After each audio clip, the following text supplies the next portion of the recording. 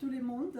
Aujourd'hui, je présente mon première vidéo sur plantation, sur la culture des orchidées. Je suis une passionnée des orchidées. Je ne vais pas dire que je suis spécialiste à 100%, mais au fur et à mesure, j'apprends.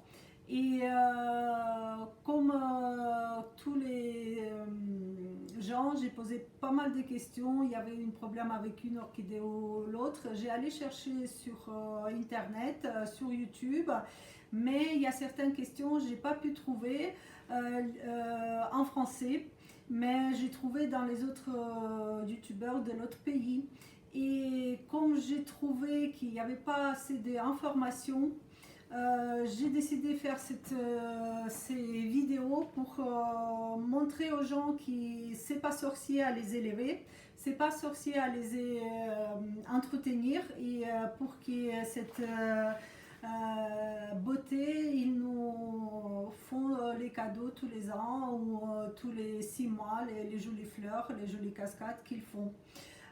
Aujourd'hui va être une vidéo assez classique. On va rempoter une petite fleur. Là, sur l'exemple de celle-ci, une petite mini qui j'ai pris juste avant le confinement, donc il y a à peu près 3 semaines. Son petit nom, c'est Velvet Queen, donc la reine violette.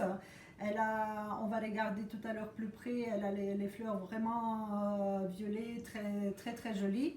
Mais elle est, comme tous les mini, elle est un très petit pot avec comme le substrat c'est la tourbe, et à un moment donné c'est pas suffi, et ça fait plutôt endommager la fleur qu'autre chose.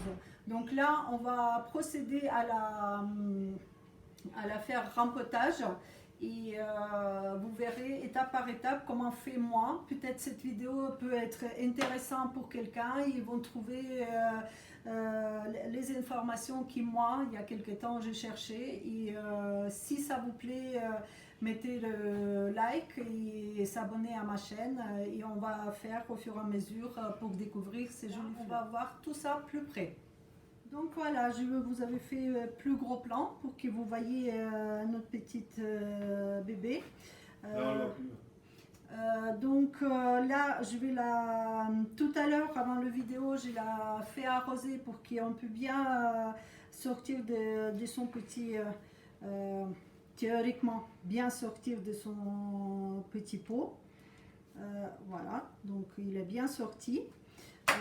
C'est le pot le tout minuscule qui à un moment donné c'est bien pour les bébés qui font ses premières racines, mais c'est pas suffit pour nourrir et pour se développer à la plante. Théoriquement on fait le rempotage quand la plante est finie de fleurir, mais dans les certains cas, quand on voit où les racines ne se sentent pas très bien, ou vraiment il n'y a pas de place, on peut le rempoter bien, même si elle est en pleine floraison. Elle n'est pas... J'ai remarqué qu'il y a très peu d'orchidées qui sont stressées ou qui sont remarquées, qui sont changées le pot. Voilà, donc les tuteurs, je vais laisser. Je vous montre comment elle se présente ses racines. Donc il y en a quelques-uns qui sont morts, mais à la base ils sont pas mal. Je vais prendre mon petit sécateur et je vais couper toutes les racines que je trouve qui sont pas jolies. C'est normal comme toutes les plantes, comme toutes les fleurs, il y a les racines qui ont fini leur vie. Donc si on voit comment on sait que la racine est finie son cycle, regardez la racine bien verte, bien dodue, elle est bien épaisse, et quand elle est morte, quand elle a fini sa vie, déjà on enlève la peau qui était dedans, et il y a les fils comme ça, donc c'est les racines qui sont... donc voilà, j'ai bien nettoyé les racines. Comme ils ont été arrosés, ils sont bien vertes. Donc après le rempotage, on ne va pas la arroser pendant presque une petite semaine. Voilà, On n'a pas besoin, on va la laisser dans son nouveau pot pour qu'elle prenne ses marques. Et comme elle est bien verte, ses racines, elle a assez pour jusqu'à le prochain arrosage. Donc là, la tourbe, bon, on enlève. On va faire un petit peu, on la laisse comme ça. Et je vais vous montrer dans quoi je vais la planter. Moi, comme maintenant on est en confinement et comme on a tous les magasins sont fermés et tout ça, j'ai pas pu aller chercher le pot spécial, mais j'ai trouvé un verre, une vase, une petite vase comme ça, qui est très jolie, et on va faire le plantation, ce qu'on appelle la système fermé. Ça veut dire qu'il n'y a pas de trou, il n'y a rien du tout. Les orchidées, il se sent bien dedans, mais il faut faire un joli drainage pour que l'eau s'accumule et qui vient au fur et à mesure vers le haut, vers les racines et vers la plante.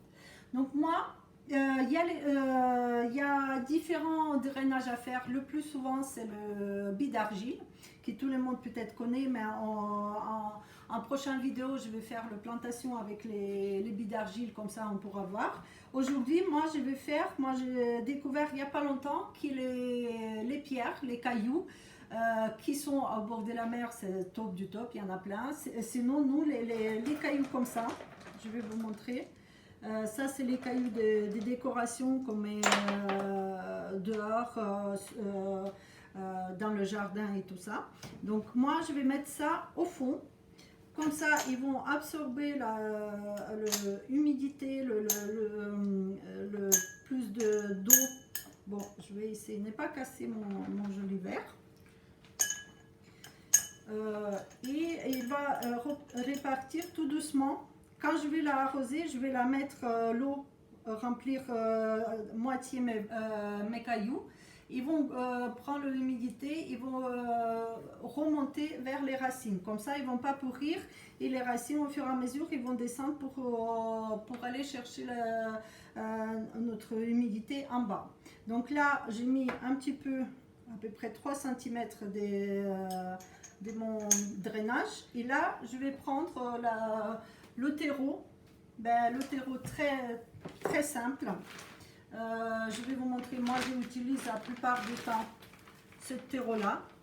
Bon, j'ai fini le sachet, c'est pour ça que je vous montre comme ça. Et j'y rajoute dedans, c'est un substrat que j'ai complémentaire que j'ai découvert il n'y a pas longtemps. Il s'appelle Ceramis. Voilà. Donc, on le trouve bien, c'est un produit allemand.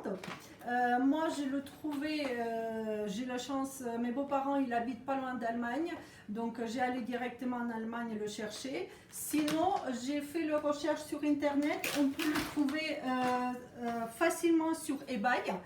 Et il y a un ou deux vendeurs qui proposent sur le Amazon, mais franchement, vous allez avoir le bid d'argile, pas le Ceramis. J'ai fait mon propre expérience parce que j'ai été très pressée, je voulais absolument avoir Ceramis, je ne voulais pas attendre quand on va venir chez mes beaux-parents. Et j'ai commandé et j'ai eu un joli sac de bid d'argile tout bête. Voilà, et donc j'ai fait le mélange et ça m'a fait ça. Un petit peu de Ceramis, à peu près 20%, et le copeau, le terreau pour les orchidées. Donc on va placer notre orchidée, on va juste mettre un petit peu au fond de substrat. Voilà. Et là, on va mettre les orchidées, les tuteurs, du coup, ça va les tuteurs des fleurs, ils vont nous aider à les bien bloquer. Et on va mettre nos substrats autour pour bien le caler. Donc on ne fait pas trop grand. Cette vase est parfaite parce qu'elle est étroite, elle est assez longue, mais elle n'est pas très grande. Donc c'est pas la peine. On sait très bien que les orchidées n'aiment pas les pots très larges. Et il ne se sent pas très bien, ou il prend souvent, quand on met dans le pot très large, ce qu'ils font, ils font les racines, ils font les feuilles, mais ils ont du mal pendant plusieurs temps à les fleurir. Voilà, donc là j'ai bien rempli. Ma orchidée, elle ne bouge pas trop. Au début, bien sûr, elle va un petit peu bouger parce que après, elle va prendre sa place. Les racines vont enraciner. Et voilà, donc on a fait aujourd'hui cette, pour moi, joli rempotage. Ça va être joli même en présentation. Et donc, comme j'avais dit, je vais laisser à peu près 5-6 jours sans le arrosage pour qu'elle prenne ses repères. Et après, je vais le arroser. Voilà, donc aujourd'hui on a fait notre première vidéo, le petit rempotage des petites violettes queen. J'espère que cette vidéo vous a plu. Si vous avez trouvé intéressant et vous avez trouvé ce que vous avez cherché, mettez un like ou s'abonner à ma chaîne.